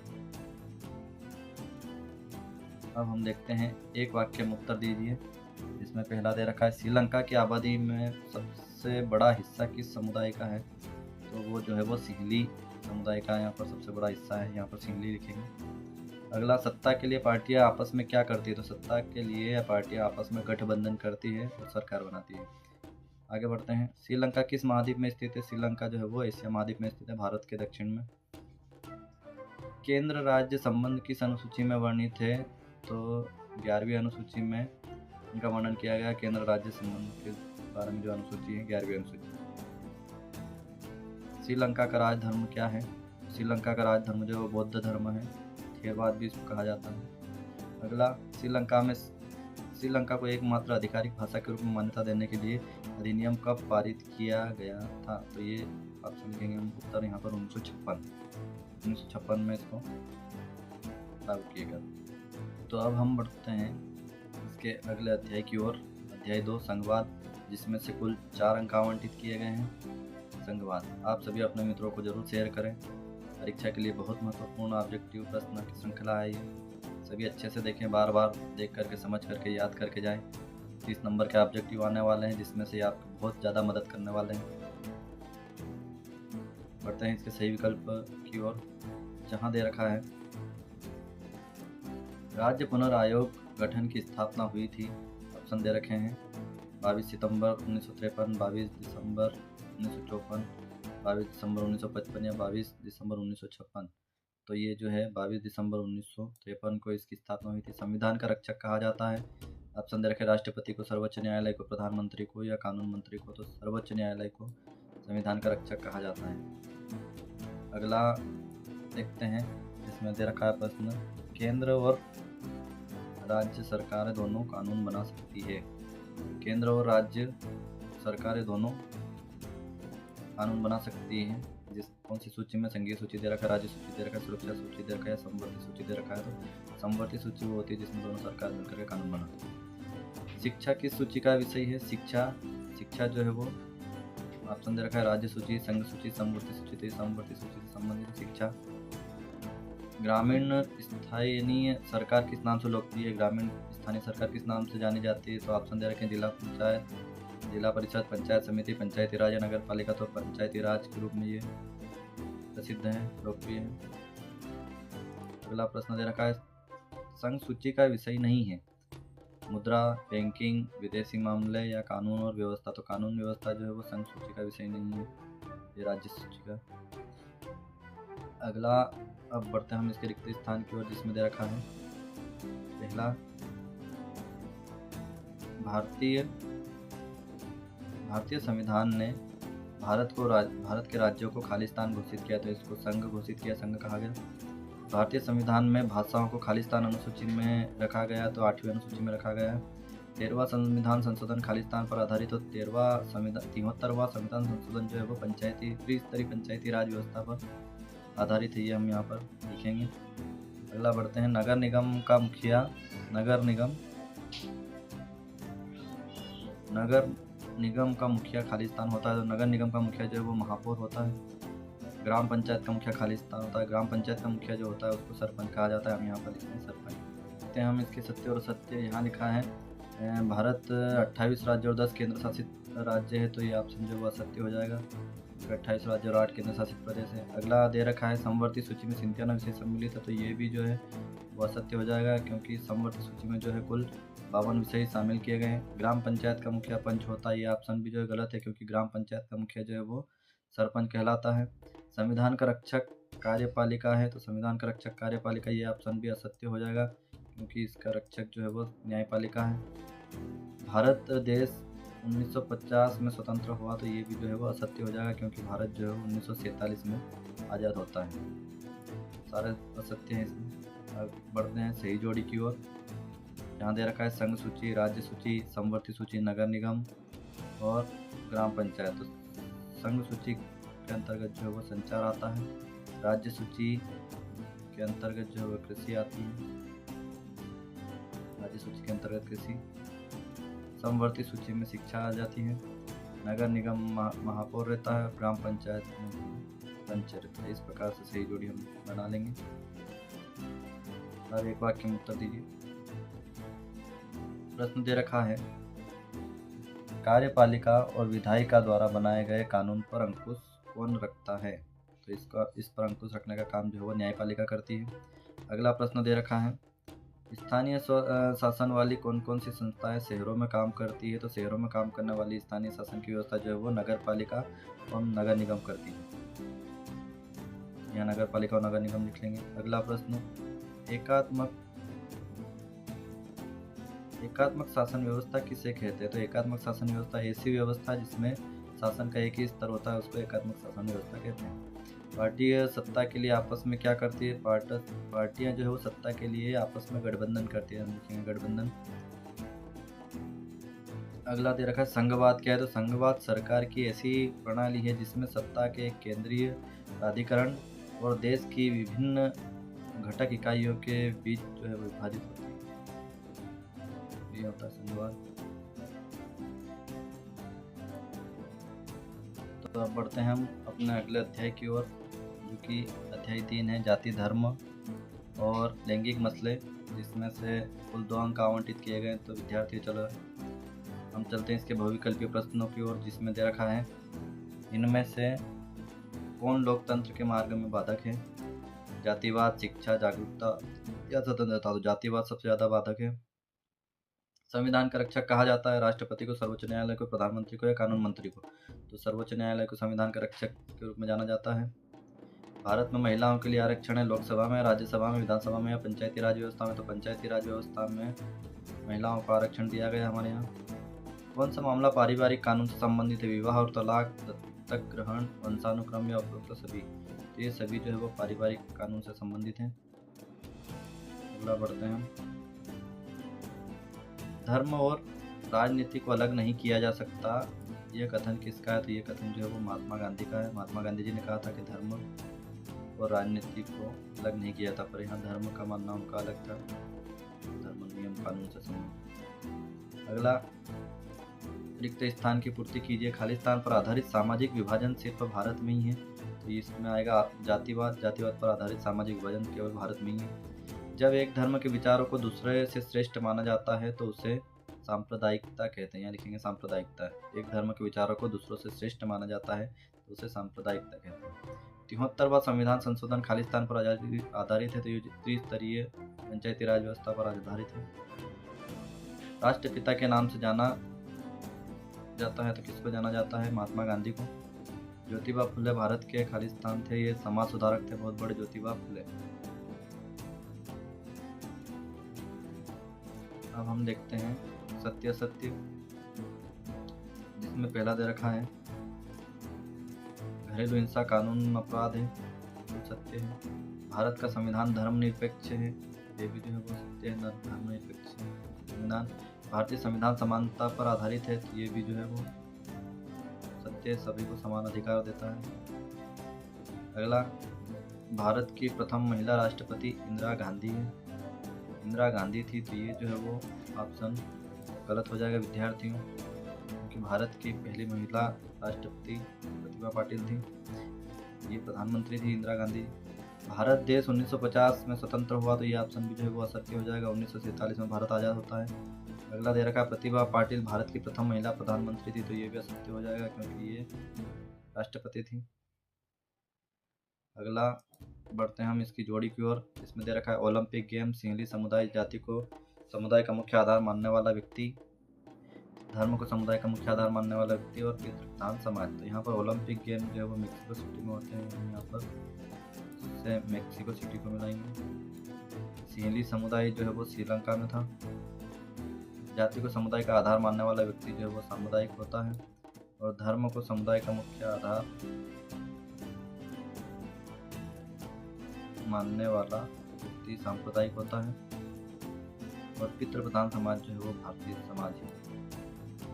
इस प्रकार से जोड़ी मिला लेंगे हम, यहाँ पर सही लिख लेंगे। अगले बढ़ते हैं, एक वाक्य में उत्तर दीजिए, जिसमें पहला दे रखा है राष्ट्रीय महिला आयोग का कार्यालय कहाँ स्थित है। तो ये नई दिल्ली में स्थित है। काले दस्ताने और बंधी मुट्ठी अमेरिका में किसके प्रतीक है। तो ये अश्वेत शक्ति के प्रतीक है। टॉमी स्मिथ और जॉन कार्लोस कौन थे। तो ये अमेरिकी धावक थे। टॉमी स्मिथ और जॉन कार्लोस ये जो है अमेरिकी धावक थे। अगला प्रश्न, लैंगिक असमानता क्या है। लैंगिक असमानता क्या है। तो लैंगिक आधार पर भेदभाव करना जो है लैंगिक असमानता कहलाता है। लिंग के आधार पर भेदभाव करना। धर्मनिरपेक्षता का क्या अर्थ है। तो राज्य द्वारा सभी धर्मों के प्रति तटस्थता का भाव जो है वो धर्मनिरपेक्षता कहलाता है। अगला प्रश्न, समान नागरिक संहिता किस अनुच्छेद में उल्लेखित है। समान नागरिक संहिता किस अनुच्छेद में उल्लेखित है। तो ये अनुच्छेद 44 में उल्लेखित है। अगला, लैंगिक समानता के लिए भारतीय संविधान में कौन सा मौलिक अधिकार दिया गया है। तो लैंगिक समानता के लिए भारत के संविधान में समानता का अधिकार दिया गया है अनुच्छेद 14 में। अगला, समान कार्य के लिए समान वेतन का सिद्धांत किस अनुच्छेद में। तो ये समान कार्य के लिए समान वेतन का सिद्धांत जो है अनुच्छेद 399D में वर्णित किया गया है। महिलाओं के खिलाफ हिंसा के उन्मूलन के लिए कौन सा कानून बनाया गया? महिलाओं के खिलाफ हिंसा के उन्मूलन के लिए कौन सा कानून बनाया गया? तो घरेलू हिंसा अधिनियम जो कि 2005 में बनाया गया। अगला, किस वर्ष महिलाओं को पंचायती राज संस्थाओं में 33% आरक्षण दिया गया था? अनुच्छेद किस वर्ष दिया गया? तो 1993 में ये महिलाओं को पंचायती राज व्यवस्था में 33% आरक्षण दिया गया। अगला, धर्मनिरपेक्षता की अवधारणा का प्रमुख तत्व क्या है? तो धर्मनिरपेक्षता की अवधारणा का प्रमुख तत्व जो है वो धार्मिक स्वतंत्रता है। अगला, संविधान में धर्म की स्वतंत्रता का अधिकार किस अनुच्छेद में? तो ये अनुच्छेद 25 में है। तो इस प्रकार से ये पार्ट भी यहाँ पर पूरा होता है। आप अपने सभी दोस्तों को जरूर से शेयर करें, लाइक करें, सब्सक्राइब करें और ज़्यादा से ज़्यादा अध्ययन करके अच्छे से अच्छे अंक प्राप्त करके अच्छे ऊंचे मुकाम पर पहुँचे, यही हम आपसे आशा करते हैं। हम पढ़ते हैं अध्याय की ओर। तो अब हम देखते हैं इसका अध्याय 4 राजनीतिक दल, जिसमें से कुल 4 अंक आवंटित किए गए हैं। बढ़ते हैं हम इसके सही विकल्प की ओर, जिसमें पहला दे रखा है राजनीतिक दल में शामिल होते हैं नेता, सक्रिय सदस्य और अनुयायी, शासकीय कर्मचारी और नेता, सामाजिक सेवक और किसान संगठन, छात्र और व्यापारी। तो यहाँ पर नेता, सक्रिय सदस्य और अनुयायी जो है वो राजनीतिक दल में शामिल होते हैं। किशन पटनायक किस प्रदेश से संबंधित है? ऑप्शन दे रखा है उड़ीसा, कर्नाटक, हिमाचल प्रदेश, बिहार। तो ये जो है उड़ीसा से संबंधित है। द्विदलीय शासन व्यवस्था है चीन में, अमेरिका में, भारत में या फ्रांस में? तो ये अमेरिका में 2 दलीय शासन व्यवस्था है। चीन में 1 दलीय है, भारत में बहुदलीय व्यवस्था। जनसंघ के संस्थापक थे? ऑप्शन दे रखा है श्यामा प्रसाद मुखर्जी, सुषमा स्वराज, लाल कृष्ण आडवाणी, अटल बिहारी वाजपेयी। तो श्यामा प्रसाद मुखर्जी जो है वो जनसंघ के नेता थे। अब हम बढ़ते हैं रिक्त स्थान की ओर, जिसमें दे रखा है भारत में खाली स्थान राजनीतिक व्यवस्था है। तो भारत में बहुदलीय राजनीतिक व्यवस्था है। अगला, विधानसभा का मुखिया खालिस्तान होता है। विधानसभा का मुखिया विधानसभा अध्यक्ष होता है। तेलुगु देशम पार्टी खालिस्तान है, तो ये एक क्षेत्रीय दल है, तेलुगु देशम पार्टी। आगे बढ़ते हैं। अब सत्य या असत्य, जिसमें पहला दे रखा है राजनीतिक दल का उद्देश्य चुनाव लड़ना और सत्ता हासिल करना होता है। तो बिल्कुल ये सही है, इनका उद्देश्य चुनाव लड़ना और सत्ता हासिल करना होता है।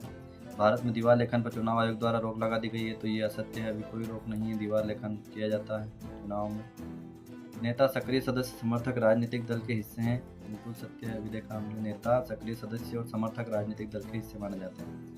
अगला, दबाव समूह का उद्देश्य चुनाव लड़ना है। तो ये जो है ऑप्शन गलत है, इसका उद्देश्य चुनाव लड़ना नहीं है, जबरदस्ती वोट दिलवाना। अगला, राजनीतिक दलों को मान्यता देने का कार्य चुनाव आयोग करता है। तो ये सत्य हो जाएगा, अन्य पार्टियों को मान्यता देने का काम जो है वो चुनाव आयोग करता है। अगला, भारत में मुख्य निर्वाचन आयोग का कार्यालय, भारत में मुख्य निर्वाचन आयोग का कार्यालय जो है भोपाल में है। तो ये गलत है, ये नई दिल्ली में। चुनाव आयोग का गठन 1950 में होता है। ये भी जो है वो असत्य हो जाएगा, इसका गठन जो है 1950 में होता है, 25 जनवरी को। अब बढ़ते हैं हम इसकी सही जोड़ी की ओर, जिसमें दे रखा है भारतीय राष्ट्रीय कांग्रेस के संस्थापक तेलुगु देशम, किसान कांग्रेस, श्रीमती इंदिरा गांधी। सत्ता का बंटवारा, तो भारतीय राष्ट्रीय कांग्रेस के संस्थापक जो है वो उनको माना जाता है। तेलुगु देशम एक क्षेत्रीय दल है। किसान, इंदिरा गांधी जो है प्रथम महिला प्रधानमंत्री हो जाएगा। सत्ता का बंटवारा विधायिका कार्यपालिका में हो जाएगा और किसान कांग्रेस दबाव समूह हो जाएगा। अब बढ़ते हैं, एक वाक्य में उत्तर दीजिए। राजनीतिक दल को मान्यता कौन देता है? तो राजनीतिक दल को मान्यता जो है वो चुनाव आयोग देता है।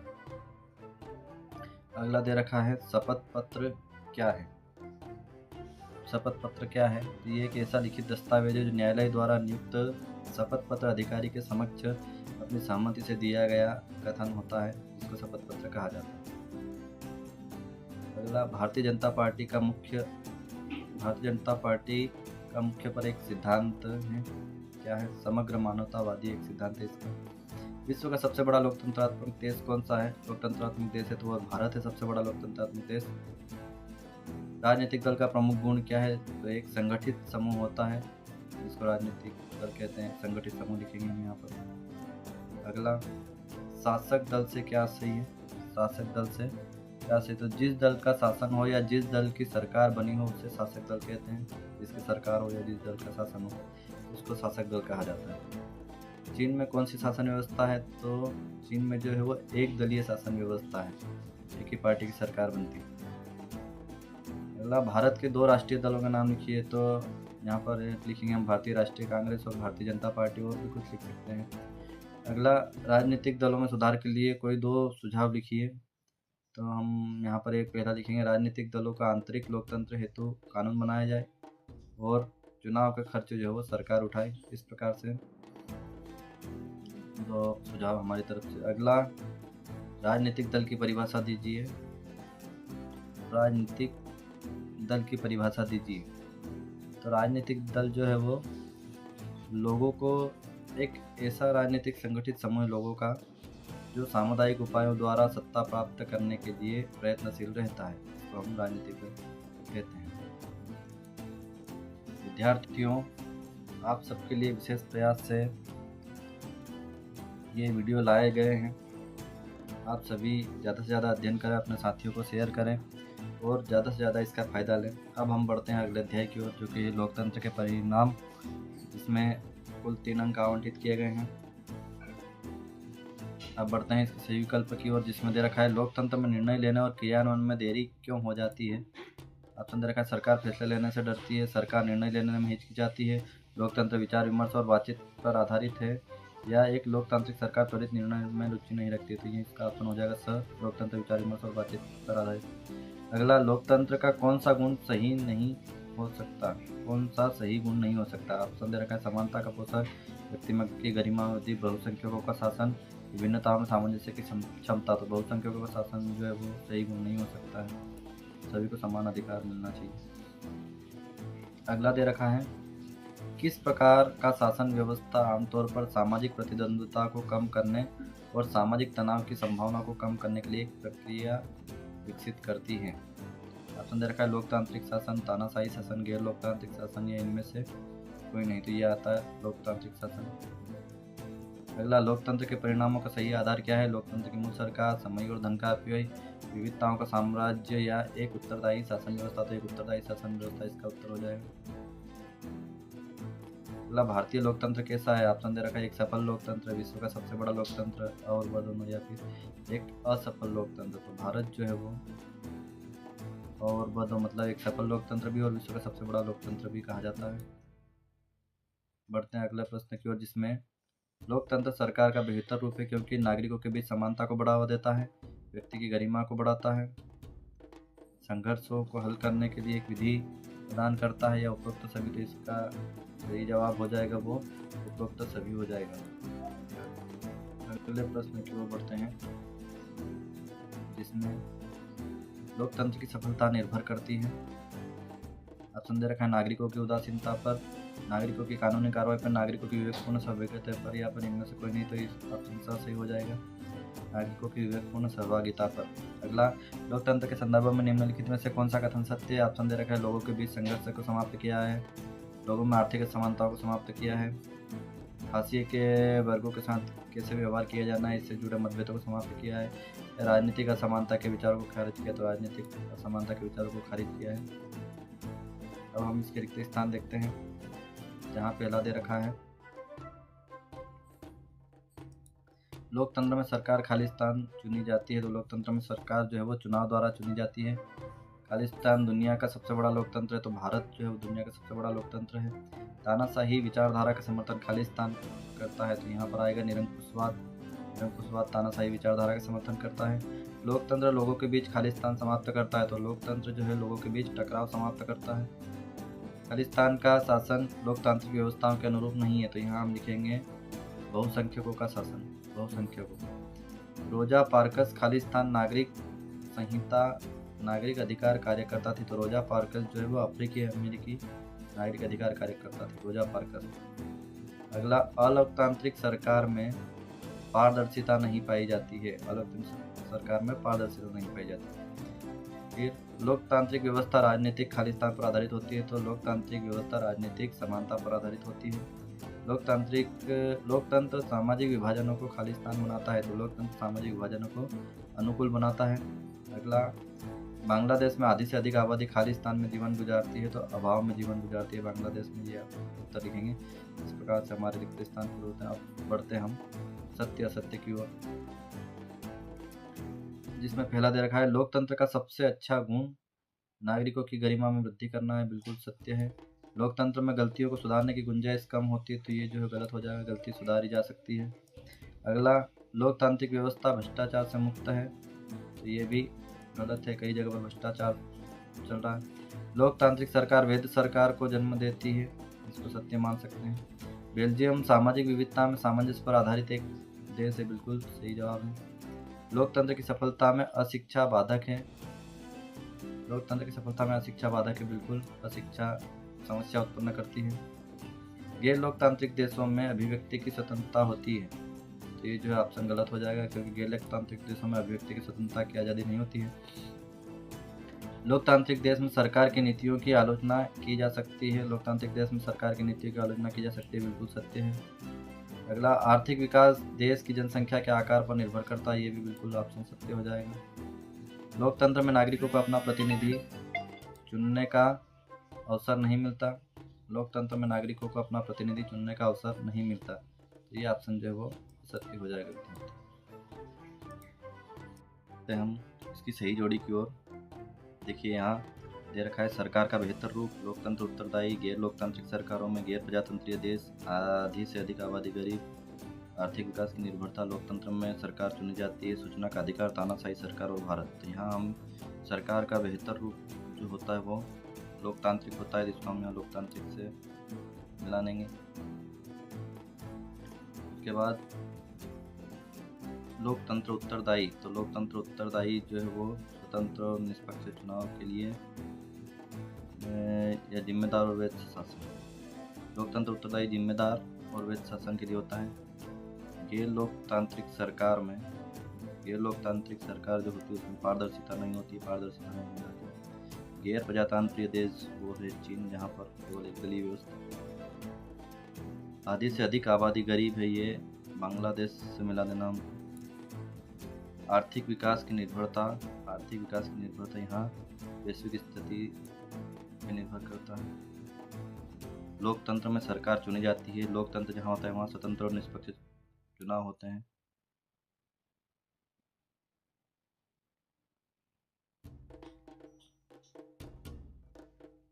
और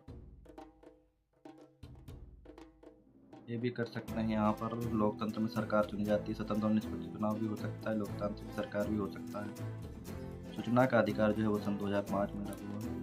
तानाशाही सरकार को निरंकुशवाद कहा जाता है, और भारत में लोकतांत्रिक सरकार है, भारत का लोकतांत्रिक सरकार भी हो सकता है, यहाँ पर स्वतंत्र और निष्पक्ष चुनाव भी हो सकता है। इस प्रकार से जोड़ी लिख लेंगे। अब हम बढ़ते हैं इसके आगे, एक वाक्य में उत्तर दीजिए। लोकतंत्र की स्वतंत्रता किस पर निर्भर करती है, तो लोकतंत्र की स्वतंत्रता किस पर निर्भर करती है, तो ये नागरिकों की विवेकपूर्ण सहभागिता पर निर्भर करती है। व्यक्ति की गरिमा और स्वतंत्रता को सुरक्षित रखने के लिए सबसे अच्छी सरकार कौन सी है, तो वो लोकतांत्रिक सरकार होती है। अगला, लोकतांत्रिक सरकार किसके प्रति उत्तरदायी होती है, तो लोकतांत्रिक सरकार जो होती है वो लोगों के प्रति उत्तरदायी होती है, यहाँ हम लिखेंगे लोगों के प्रति। अगले प्रश्न की ओर बढ़ते हैं। दुनिया भर में सरकार का सबसे अधिक लोकप्रिय रूप कौन सा है, तो वो है लोकतंत्र सबसे अधिक लोकप्रिय है सभी पूरी दुनिया में। The first lady of civil rights किसे कहा गया, the first lady of civil rights किसे कहा था, जो रोजा पार्कस, अभी हमने एक नाम देखा था, रोजा पार्कस को कहा गया the first lady of civil rights. किस देश में लोकतंत्र तानाशाही के ऊपर पसंद नहीं किया जाता, तो वो है पाकिस्तान। किस देश में लोकतंत्र तानाशाही के ऊपर पसंद नहीं किया जाता, वो है पाकिस्तान। अगला, लोकतंत्र के लिए किस तरह के चुनाव आवश्यक है, तो लोकतंत्र के लिए स्वतंत्र एवं निष्पक्ष चुनाव होना चाहिए, सबसे ज़्यादा जरूरी स्वतंत्र एवं निष्पक्ष चुनाव।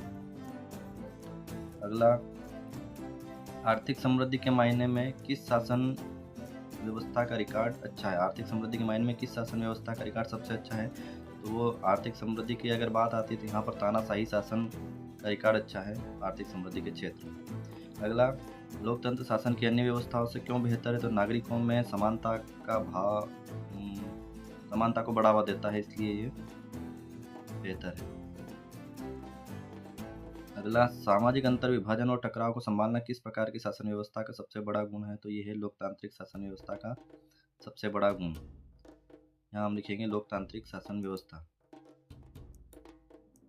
अब हम आते हैं विद्यार्थियों अगले अध्याय, जो कि भारतीय अर्थव्यवस्था के क्षेत्र के। इस अध्याय में से कुल 4 अंक आवंटित किए गए हैं। सभी वीडियो को देखते रहें और प्रश्नों को ध्यान से समझ करके कोशिश करें। अधिकतर अर्धवार्षिक परीक्षा में और वार्षिक परीक्षा में इन्हीं ऑब्जेक्टिव प्रश्नों में से आपको आने वाले हैं, तो अच्छे से तैयारी करें सभी पाठों की। चलिए चलते हैं, सही विकल्प का चयन कीजिए जिसमें निम्नलिखित में से कौन सा अधिनियम रिलायंस कंपनी में लागू नहीं होता। तो यहाँ ऑप्शन दे रखे हैं कारखानों का अधिनियम, राष्ट्रीय ग्रामीण रोजगार अधिनियम, ग्रेच्युटी अधिनियम का भुगतान या उपयुक्त सभी। तो यहाँ पर ऑप्शन हो जाएगा राष्ट्रीय ग्रामीण रोजगार गारंटी अधिनियम। सरकार की योजना है बेरोजगार लोगों को रोजगार देने के लिए 100 दिन की। ये रिलायंस कंपनी निजी में लागू नहीं हो सकता है। सकल घरेलू उत्पाद का मापन कौन करता है? ऑप्शन दे रखा है केंद्रीय सरकार, राज्य सरकार और व दोनों तथा इनमें से कोई नहीं। तो सकल घरेलू उत्पाद जीडीपी जो है वो केंद्रीय सरकार मापन करती है। सबसे अधिक वृद्धि किस क्षेत्र में हुई? प्राथमिक क्षेत्र, द्वितीय क्षेत्र या उपयुक्त सभी में? तो सबसे ज़्यादा वृद्धि जो है वो तृतीय क्षेत्र में हुई, सेवा क्षेत्र में। अगला, जब हम गन्ने का उपयोग कच्चे माल के रूप में करते हैं तो हम बनाते हैं। जब हम गन्ने का उपयोग कच्चे माल के रूप में लेते हैं तो उससे हम क्या बनाते हैं? ऑप्शन दे रखे चीनी या गुड़, मिठाई, शरबत या उपयुक्त में से कोई नहीं। तो यहाँ पर हम उसमें चीनी या गुड़ बनाते हैं गन्ने से।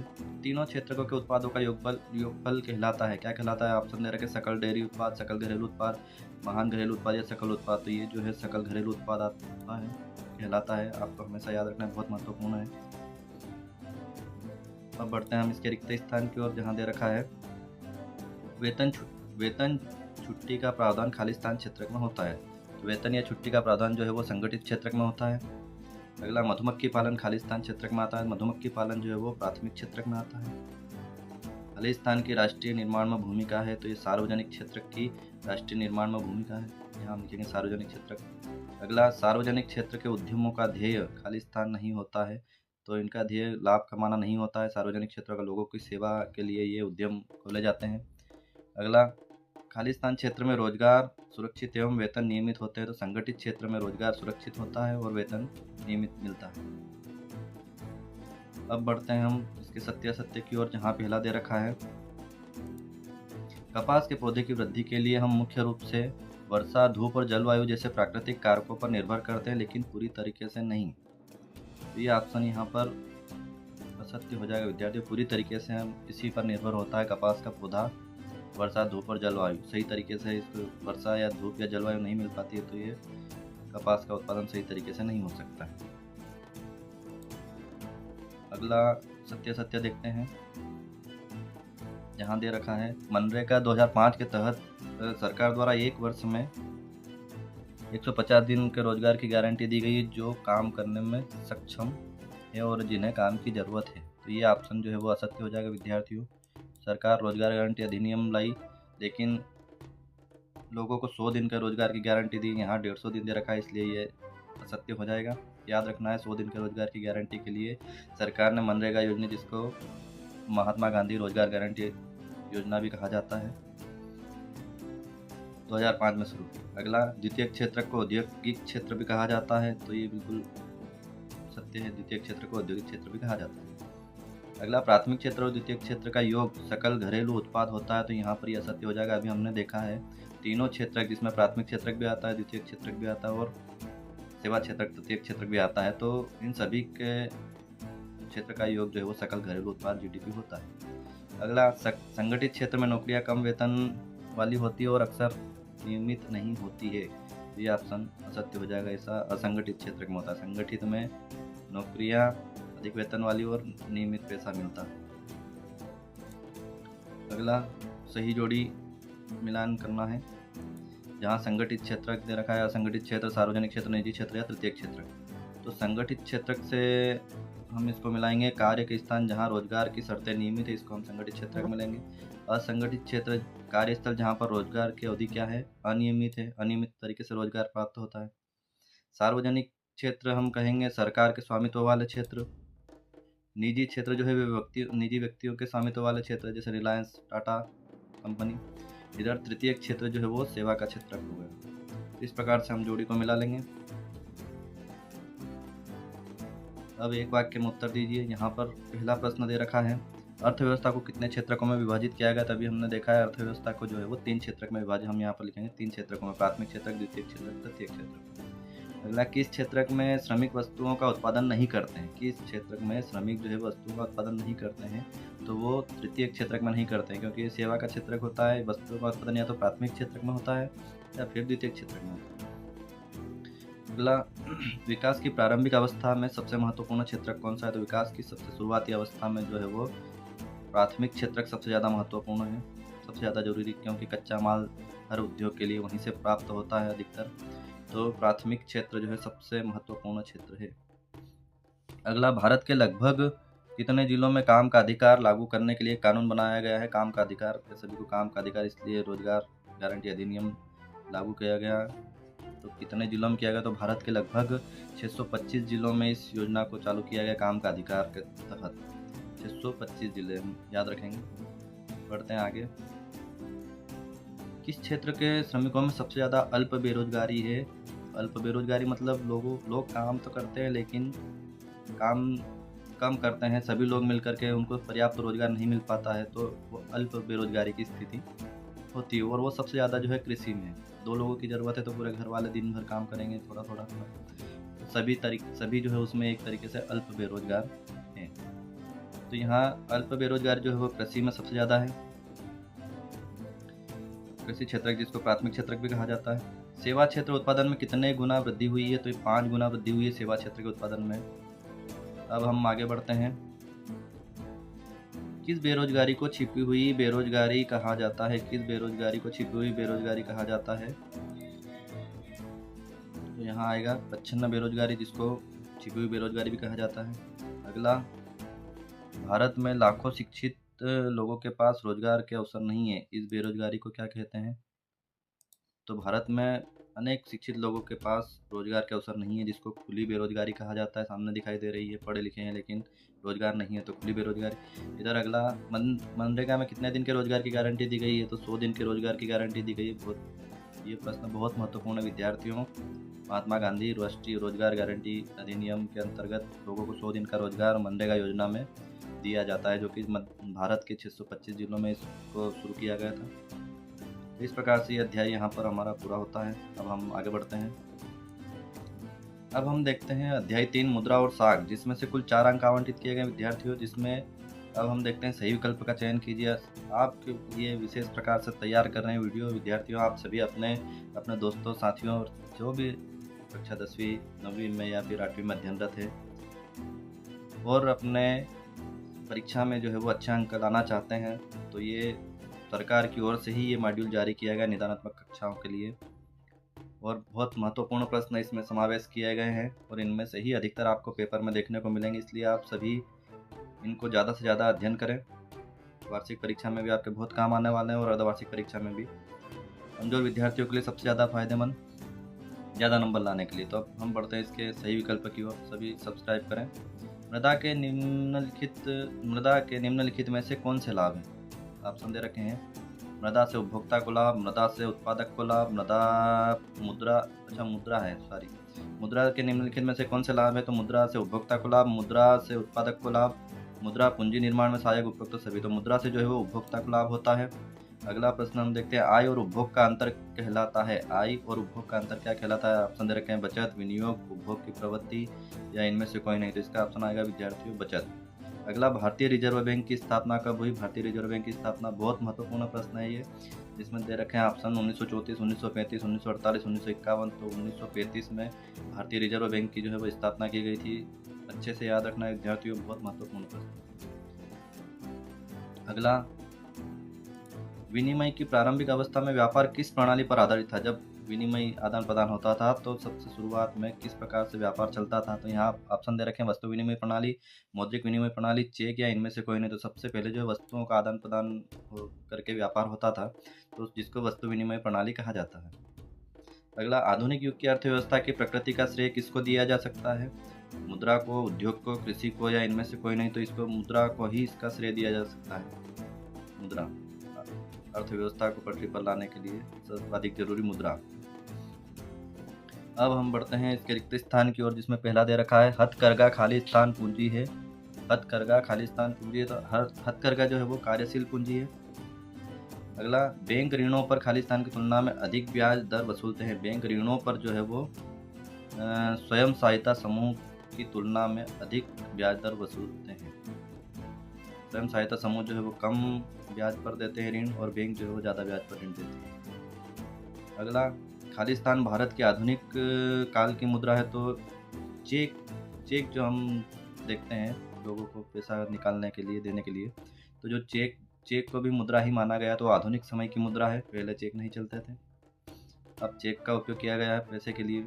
अब ऑनलाइन सिस्टम भी आ गया है। अगला, खालिस्तान ऋण की औपचारिक स्रोतों की कार्य प्रणाली पर नज़र रखता है। तो भारतीय रिजर्व बैंक जो है वो ऋण की औपचारिक स्रोतों की कार्य प्रणाली पर नज़र रखता है। कौन बैंक कितना ऋण दे रहा है, कहाँ, किस एरिया में दे रहा है, सही तरीके से दे पा रहा, नहीं दे पा रहा, उसका ब्याज कितना है। इस प्रकार से केंद्रीय मतलब भारतीय रिजर्व बैंक जो है, जिसको केंद्रीय बैंक भी कहा जाता है, RBI, वो इन पर नज़र रखता है। औपचारिक क्षेत्रक ऋण की खाली स्थान दर अधिक होती है। तो औपचारिक क्षेत्रक ऋण की जो है वो ब्याज दर बहुत अधिक होती है। यहाँ पर हम लिखेंगे ब्याज। बढ़ते हैं इसके सत्य असत्य की ओर, जिसमें पहला दे रखा है अनौपचारिक स्रोतों से ऋण लेने की तुलना में बैंक से ऋण प्राप्त करना अधिक कठिन है।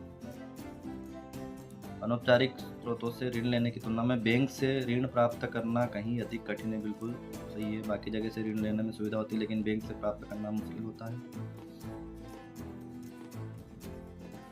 आधुनिक मुद्रा सोने, चांदी और तांबे जैसी कीमती धातुओं से बनी है। तो ये असत्य है। आधुनिक मुद्रा कागज की बनी हुई है वर्तमान समय में। चेक को भी मुद्रा कहा गया है, और जो नोट है वो भी मुद्रा, तो वो तो कागज की बनी हुई है। पहले इन सोना, चांदी, तांबा वगैरह की धातु से बनते थे सिक्के, अब इनका चलन बंद हो गया है। खेती से ऋण की चुकौती महत्वपूर्ण रूप से आय पर निर्भर है। बिल्कुल, खेती से ऋण को चुकाने के लिए सबसे ज़्यादा आय पर निर्भर, तो ये यहाँ पर सत्य हो जाएगा। अगला, समर्थक ऋणाधार कर्जदार मालिक की संपत्ति। समर्थक ऋणाधार जो है वो कर्जदार मालिक की संपत्ति है, तो ये ऑप्शन सही हो जाएगा, जो ज़्यादा ऋण लेगा वो।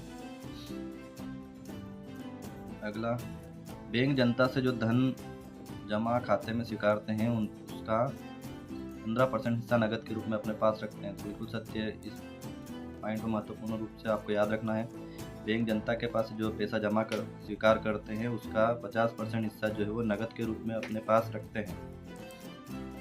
तो विद्यार्थियों, आपको ये याद रखना है कि 15% हिस्सा जो है वो बैंक अपने पास में रखते हैं। अगला, सही जोड़ी का मिलान कीजिए, जिसमें दे रखा है औपचारिक ऋण, ऋण समझौता निर्दिष्ट करता है, प्लास्टिक मुद्रा, विमुद्रीकरण, महाजन से ऋण। तो औपचारिक ऋण जो है वो SBI से लिया गया ऋण, मतलब बैंक से लिया गया ऋण। ऋण समझौता निर्दिष्ट करता है, ये ब्याज दर निर्दिष्ट करता है। प्लास्टिक मुद्रा जो है वो ATM कार्ड एक प्लास्टिक मुद्रा है। विमुद्रीकरण 2016 में नोटबंदी, नए नोट को जारी किया गया। महाजन से ऋण अनौपचारिक ऋण कहलाता है। इस प्रकार से हम सही जोड़ी सही लिख लेंगे। अगला है, एक वाक्य में उत्तर दीजिए, भारत में करेंसी नोट कौन जारी करता है? बहुत महत्वपूर्ण प्रश्न है। तो भारत में करेंसी नोट जो है वो RBI मतलब रिजर्व बैंक ऑफ इंडिया जारी करता है। अगला, विनिमय का माध्यम किसे कहा गया? तो विनिमय का माध्यम जो है वो मुद्रा को कहा गया है। अतिरिक्त नगद को लोग आजकल कहाँ जमा करते हैं? तो वो बैंक में जमा करते हैं। ज़्यादा पैसा नगद होता है अतिरिक्त, तो वो बैंक में जमा किया जाता है। अगला प्रश्न की ओर चलते हैं। इसमें दिया गया है कि आधुनिक मुद्रा बहुमूल्य धातु से नहीं बनी, फिर भी इसे विनिमय का माध्यम क्यों स्वीकार किया गया? आधुनिक मुद्रा मतलब जैसे सोना चांदी की नहीं बनी है, फिर भी इसको विनिमय का माध्यम क्यों स्वीकार किया गया है? तो किसी देश की सरकार इसे प्राधिकृत करती है, सरकार तय करती है कि कौन से नोट चलेंगे, कौन सी मुद्रा चलेगी, चाहे वो कागज़ की हो, प्लास्टिक की हो। सरकार रिजर्व बैंक के माध्यम से जारी करवाती है और उसी को मान्यता दी जाती है। तो बहुमूल्य नहीं है, लेकिन फिर भी इसका मूल्य है। धातु से, बहुमूल्य धातु से नहीं बनी है, लेकिन फिर भी इसका मूल्य बहुत है। जहाँ मुद्रा का उपयोग किए बिना वस्तुओं का विनिमय होता है उससे क्या कहते हैं? उसको जहाँ मुद्रा का उपयोग किए बिना वस्तुओं का विनिमय होता है तो उसको क्या कहते हैं? उसको आवश्यकताओं का दोहरा संयोग कहते हैं। वस्तु विनिमय भी कह सकते हैं, वस्तुओं का विनिमय होता है। आप मुद्रा का उपयोग नहीं होता लेकिन वस्तुओं का होता है विनिमय, तो वस्तु विनिमय भी कहते हैं या आवश्यकताओं का दोहरा संयोग भी कह सकते हैं। अगला प्रश्न, वर्तमान में भारत में कौन से नोट अमान्य या घोषित हो गए? तो 1000 रुपये के नोट जो है वो बंद हो चुके हैं विद्यार्थियों, अमान्य हो चुके हैं विमुद्रीकरण के अंतर्गत। इस प्रकार से ये पार्ट भी जो है हमारा यहाँ पर पूरा होता है। अब हम देखते हैं अध्याय 4 वैश्वीकरण और भारतीय अर्थव्यवस्था, जिसमें से कुल 3 अंक आवंटित किए गए हैं। देखिए सही विकल्प का चयन कीजिए। दे रखा है सरकार द्वारा निर्धारित बाधाओं या प्रतिबंधों को हटाने की प्रक्रिया को कहते हैं। सरकार द्वारा निर्धारित जो बाधाएं या प्रक्रिया उसको हटाने को क्या कहते हैं? वैश्वीकरण, निजीकरण, राष्ट्रवाद या उदारीकरण। तो इसको उदारीकरण कहा जाता है। अगला, किस वर्ष सरकार ने भारत में विदेशी व्यापार और निवेश पर बाधाओं को दूर करने का निर्णय लिया? तो ये 1991 में लिया विद्यार्थियों, याद रखना है। सरकार नई नीति लेकर के आई व्यापार संबंधित। निम्नलिखित में से कौन निवेश को संदर्भित करता है? ऑप्शन दे रखे हैं घरेलू समारोह में, धार्मिक समारोह पर किया गया खर्च, घरेलू सामान पर किया गया खर्च, सामाजिक रीति रिवाजों पर किया गया खर्च, या संपत्ति जैसे जमीन खरीदने के लिए किया गया खर्च। तो ये संपत्ति के लिए, जमीन खरीदने के लिए जो पैसा खर्च किया उसको निवेश कह सकते हैं। विभिन्न देशों के बीच संबंध और तीव्र एकीकरण की प्रक्रिया क्या कहलाती है? ऑप्शन दे रखा है उदारीकरण, निजीकरण, वैश्वीकरण या अंतर्राष्ट्रीयकरण। तो इसको वैश्वीकरण कहा जाता है। अगला, वैश्वीकरण की नीति से किस क्षेत्र को लाभ नहीं हुआ है? वैश्वीकरण की नीति से किस क्षेत्र को लाभ नहीं हुआ? ऑप्शन दे रखा है कृषि क्षेत्र, विनिर्माण क्षेत्र, सेवा क्षेत्र या उपयुक्त शब्द। तो कृषि क्षेत्र को इसको ज़्यादा कुछ लाभ नहीं हुआ है वैश्वीकरण से। विनिर्माण और सेवा क्षेत्र में इसको लाभ जरूर मिला है। अगला, अब हम देखते हैं इसके रिक्त स्थानों को, जहाँ दे रखा है पहला, वैश्वीकरण से खाली स्थान तकनीक का लाभ स्थानीय कंपनियों को भी मिला। वैश्वीकरण से खाली स्थान तकनीक का लाभ स्थानीय कंपनियों को मिला, तो नई और उन्नत तकनीक का लाभ इनको मिला। अगला, बहुराष्ट्रीय कंपनियां छोटे उत्पादकों से खाली स्थान दरों पर सामान खरीदते हैं, तो कम दरों पर ये सामान खरीदते हैं। अगला, बहुराष्ट्रीय कंपनियों द्वारा किए गए निवेश को खाली स्थान कहते हैं। जो बहुराष्ट्रीय कंपनियां होती है वो अपने यहाँ कुछ निवेश करती है, उसको विदेशी निवेश कहा जाता है। विदेशी निवेश। एक से अधिक देशों में उत्पादन करने वाली कंपनियों को खाली स्थान कहा जाता है। तो एक से अधिक देशों में जो उत्पादन बनाती है कंपनियां, उद्योग लगाती है, तो उसको बहुराष्ट्रीय कंपनी कहा जाता है। बहुत महत्वपूर्ण है। वर्तमान में विश्व में लगभग खालिस्तान देश विश्व व्यापार संगठन के सदस्य, मतलब WTO के सदस्य। तो कुल 160 देश जो है इस संगठन के सदस्य हैं, विश्व व्यापार संगठन। अब बढ़ते हैं हम सत्य असत्य की ओर, जिसमें पहला दे रखा है वैश्वीकरण से भारत में गरीबों को अधिक लाभ नहीं मिला है। तो बिल्कुल सत्य है। वैश्वीकरण से गरीबों को क्या लाभ? मजदूरी वो भी कम हो गई। वैश्वीकरण से क्षेत्रीय विषमताएं कम हुई है, तो ये ऑप्शन जो है वो गलत है। क्षेत्रीय विषमताएं जो और ज़्यादा बड़ी है वैश्वीकरण से। अगला, वैश्वीकरण के कारण मिले लाभ में श्रमिकों को न्याय संगत हिस्सा नहीं दिया गया है। श्रमिकों को न्याय संगत हिस्सा नहीं दिया गया, ऑप्शन सही हो गया। श्रमिक कम हो गए, बाहर से माल हो गया। बहुराष्ट्रीय कंपनी वह है जो केवल अपने राष्ट्र के लिए उत्पादन करती है, तो यहाँ पर ये जो है असत्य हो जाएगा, क्योंकि बहुराष्ट्रीय कंपनियाँ अनेक राष्ट्रों में अपना व्यापार करती है। अगला, विदेशी निवेश के प्रभाव का अर्थ है उत्पादकों के बीच अधिकतम प्रतिस्पर्धा। तो बिल्कुल ये भी सत्य है। इस प्रकार से सत्य असत्य कर लेंगे। अब बढ़ते हैं हम सही जोड़ी की ओर, जिसमें दे रखा है सरकार द्वारा प्रतिबंधों को हटाना, दूसरे देशों से सामान खरीदना, IT सेवाओं के उत्पादन के प्रसार में सहायता की है, विदेशी निवेश एवं विदेशी व्यापार को प्रोत्साहित करना, विश्व व्यापार संगठन की स्थापना। तो यहाँ पर पहला जो दे रखा है सरकार द्वारा प्रतिबंधों को हटाना, इसको उदारीकरण की संज्ञा दी जाती है। दूसरे देशों से सामान खरीदते हैं अगर हम, तो इसको आयात कहा जाता है। IT ने सेवाओं के उत्पादन में प्रसार में सहायता की है, कॉल सेंटर सेवाओं में IT के कारण। विदेशी निवेश एवं विदेशी व्यापार को प्रोत्साहित करना जो है वो वैश्वीकरण कहलाता है। साथ ही विश्व व्यापार संगठन की स्थापना जो है वो 1995 में WTO।